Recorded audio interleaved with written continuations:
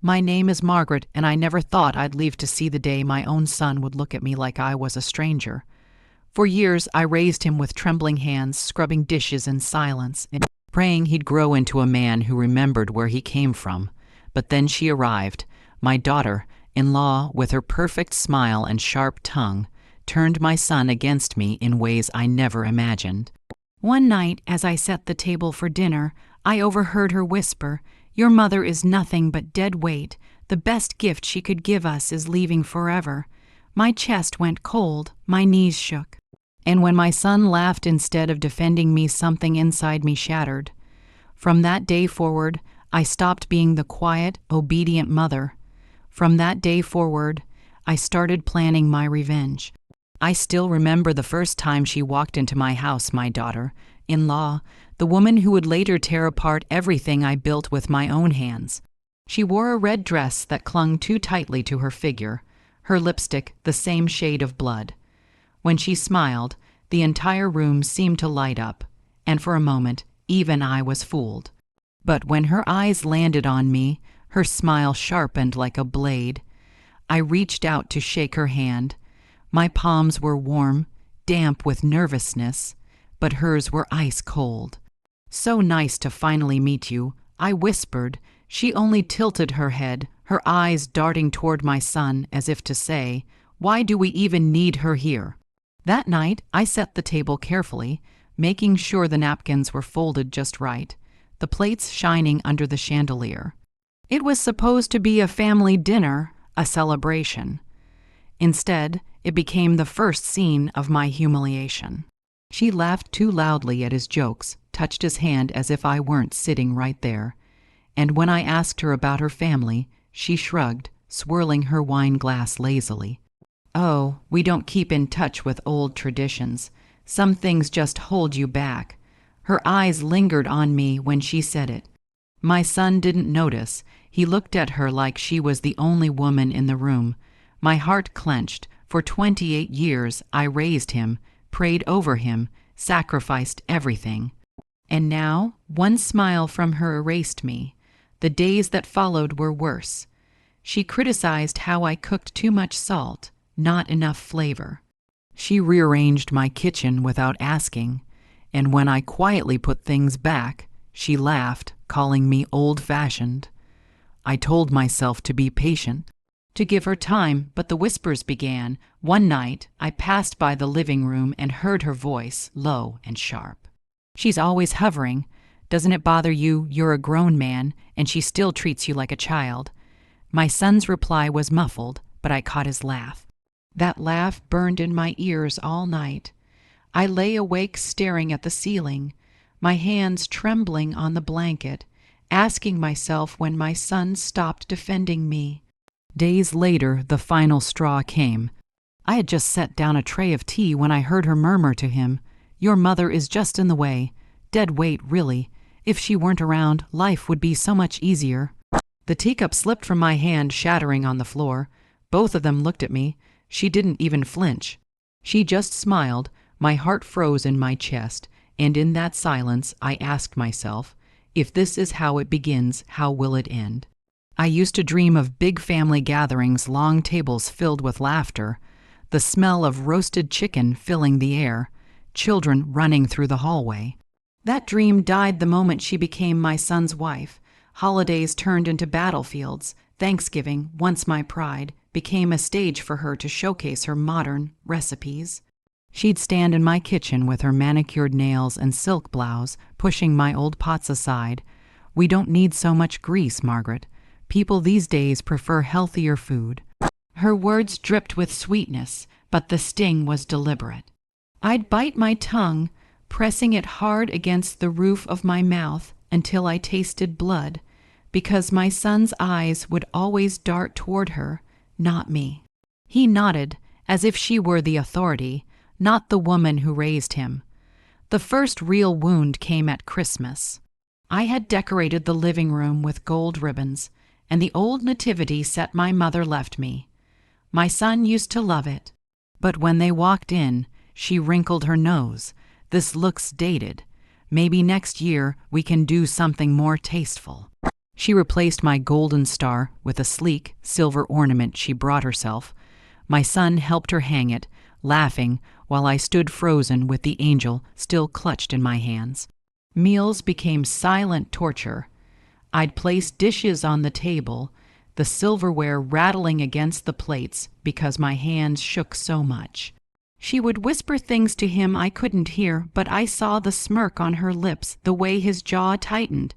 Sometimes I'd try to speak about the weather, the garden, old family memories, but my words dropped like stones into water. No ripples, no response, and then came the night I will never forget. A family dinner. His cousins, my sister, even the neighbors were there. I had cooked all day, sweat soaking my back, hands raw from chopping and stirring.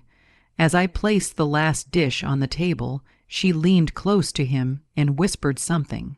He stood up, glass in hand, and said loudly, "We don't need to live like this anymore. Times have changed. My wife knows better. Mom, maybe you should just rest. Stop trying so hard." Laughter rippled around the table, not cruel laughter, just awkward, nervous chuckles, but it didn't matter. My ears burned, my throat tightened, my own son humiliating me in front of family, as if I were an unwanted guest in my own home. I excused myself, retreating to the kitchen. The walls closed in, the smell of garlic and butter suddenly nauseating. I pressed my palms against the counter, tears falling onto the cutting board. Through the doorway, I could hear them. Her voice bright and cheerful, his laugh following hers like a loyal dog. That night, as I sat alone in the dark kitchen, I realized something I never wanted to admit. She wasn't just trying to take my son. She was trying to erase me, piece by piece, memory by memory. And I asked myself, with my hands trembling in the silence, how long before he forgets I ever existed? For weeks after that humiliating dinner, I lived in silence. My footsteps echoed in empty rooms, the ticking of the old wall clock growing louder with every passing hour. I stopped cooking big meals. I stopped decorating for holidays. My house, once filled with warmth, turned cold, like a museum no one wanted to visit. But silence has a way of sharpening your ears, and one night it revealed the first crack in her mask. I had gone upstairs to put away laundry when I heard voices drifting up from the study. Their voices. I froze at the top of the stairs, clutching a stack of folded towels to my chest. My son's voice was hushed, worried. Hers was sharp, cutting through him like glass. "She won't be around forever," she whispered. "Once she's gone, the house, the accounts, everything, it'll all be ours. But you need to convince her to sign. Sooner, not later." My breath caught. The towels slipped from my arms, tumbling down the steps like broken wings. I pressed my back against the wall, heart pounding so loudly I was sure they could hear it. My son murmured something I couldn't make out, but then she laughed. A laugh so cold it made my blood run still. I stumbled into my room, shaking, gripping the edge of the dresser until my knuckles turned white. She wasn't just turning him against me. She wanted everything, my house, my savings, the very life I built brick by brick, paycheck by paycheck. The days that followed were unbearable. My phone rang less and less. When I called him, he didn't answer, or he'd cut the conversation short with, "I'll call you later, Mom." Later never came. At family gatherings, they arrived late, left early, and never once looked back at me. Then came the letter. A stack of mail sat on the hallway table, and tucked between the envelopes was one addressed to me, but written in my son's handwriting. I opened it with trembling hands. Inside was a neatly folded document, a request to transfer ownership of my savings account into a joint account with him and his wife. For my convenience, he wrote, for future planning. My vision blurred.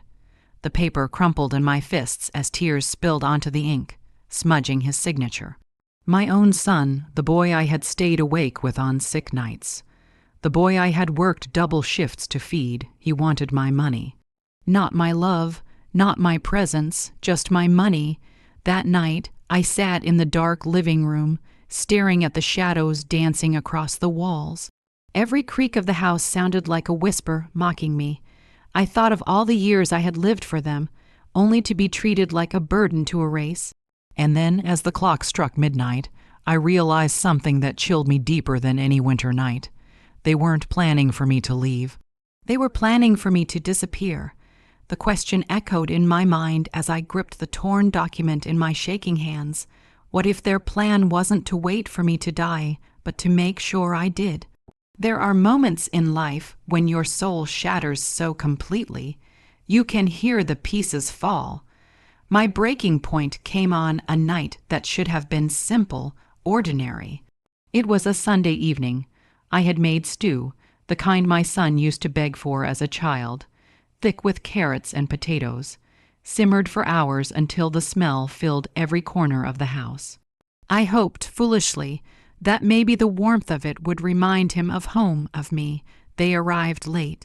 She swept in first, her heels clicking against the wooden floor like tiny hammers driving nails into my heart. My son followed, phone in hand, barely glancing up. We sat at the table.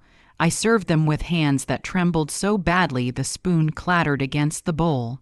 She pushed the food around with her fork, wrinkling her nose. "This is heavy. You really should stop cooking like this, Margaret.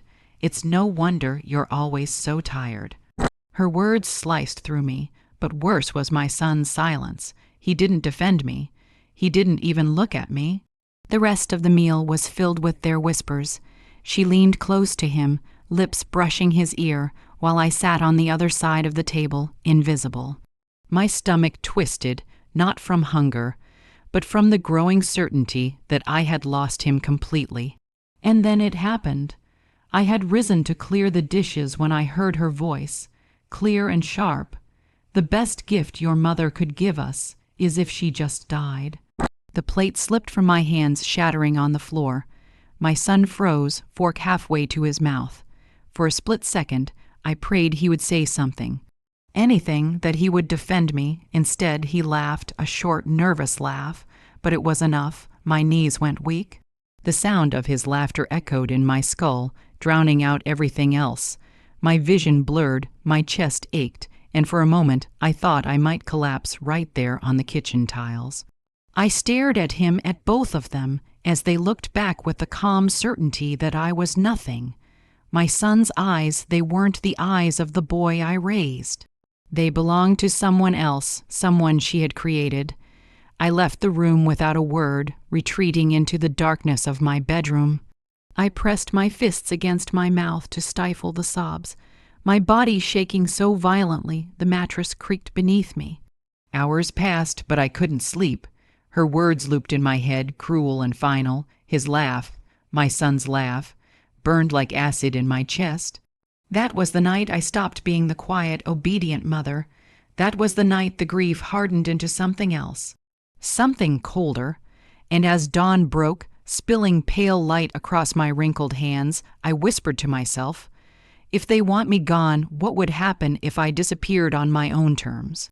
Revenge doesn't arrive like a storm. It starts as a whisper in the dark, a seed planted in the cracks of your soul. That night, after hearing my son laugh at the thought of my death, I stopped being their victim. I became their shadow. I started small. The very next morning, I walked to the bank. The clerk smiled at me kindly as I withdrew everything, every penny from the account my son thought he would inherit. My hands trembled as I signed the papers, but my heart was steady. For the first time in years, I felt control. I didn't tell him, I didn't tell anyone. Instead, I let them live as if nothing had changed. She still whispered poison into his ear. He still ignored my calls, but slowly, silently, I began cutting the strings they thought they controlled. My house was next. I changed the locks without warning. When they came over one evening, arms full of shopping bags, they found the key no longer fit. She knocked hard, her nails clicking against the door like claws. My son called out, "Mom, the lock's broken." I opened the door just enough to look her in the eye. "The lock works fine," I said, then shut it again. The slam echoed down the street. I pressed my back against the door, heart pounding, but I smiled through the tears. That was only the beginning. I started watching them quietly, carefully. When my son called, I let the phone ring until it went to voicemail. When they invited me to dinner, I declined with excuses they couldn't challenge. Little by little, I became a ghost in their lives, forcing them to feel my absence. And then I struck harder. I knew about her secrets because women like her always have them. Late at night, when the house was still, I scrolled through old emails and overheard phone calls. Debt collectors, credit card bills in her name, a shopping addiction she hid from him, disguised under smiles and charm.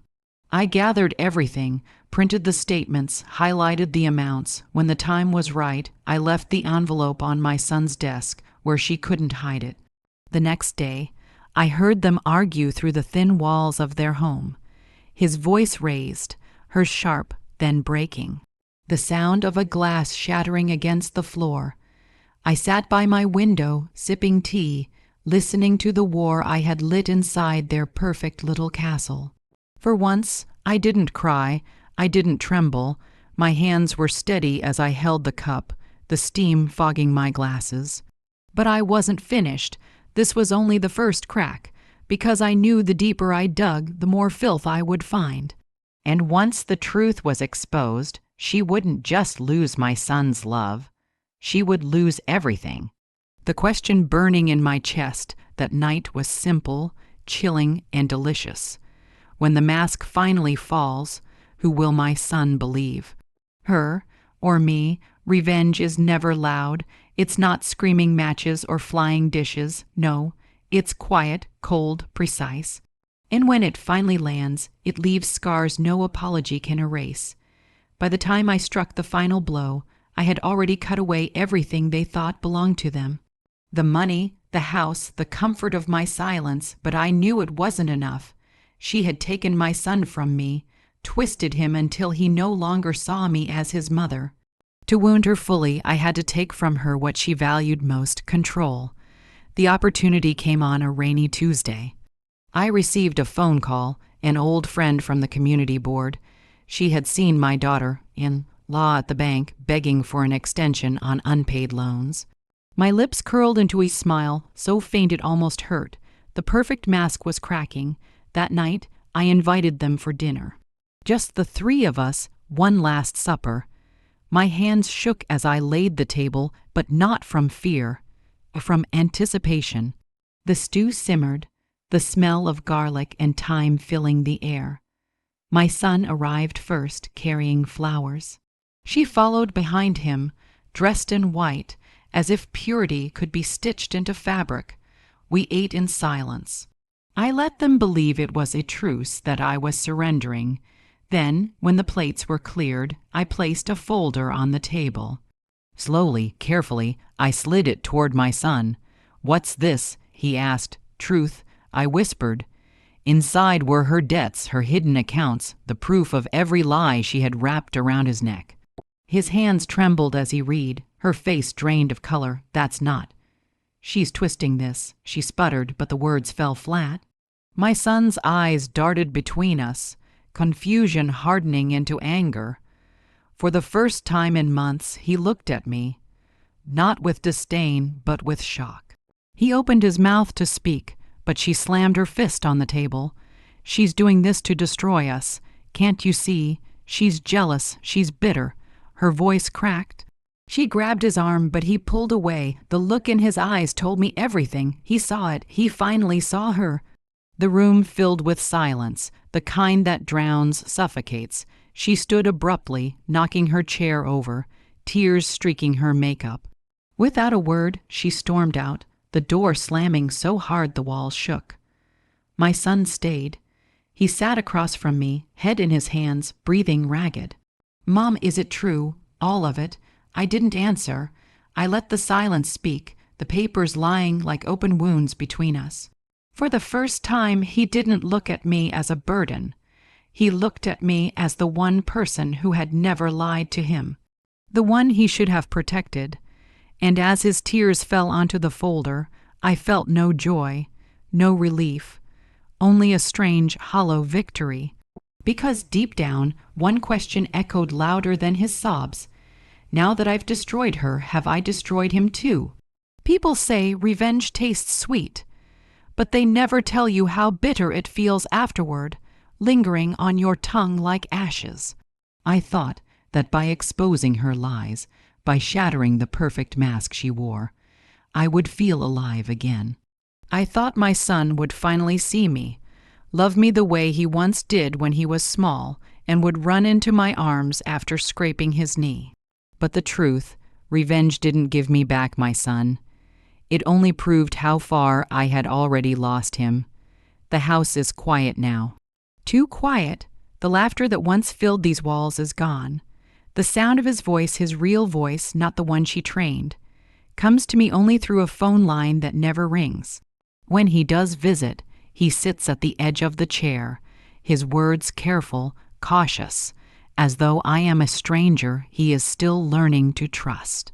And maybe I am, because I am no longer the mother I once was. That woman died the night I heard him laugh at my death. What remains is someone colder, sharper, someone who knows the price of silence and the weight of secrets.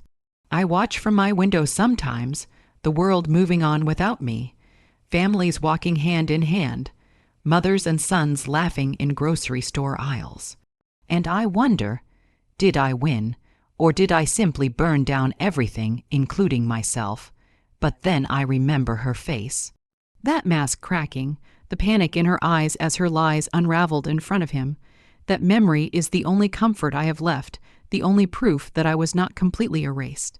Some nights I sit at the table with a single cup of tea, my hands no longer shake, I don't cry, I don't beg. I just exist, and as I close this diary tonight, I realize something. Revenge doesn't heal you, it doesn't fix the broken pieces. It only makes sure the one who broke you bleeds too. So if she ever whispers my name again, I know it will not be with triumph. It will be with fear, and that is enough. A pause, silence. The diary shuts with a soft thud. The screen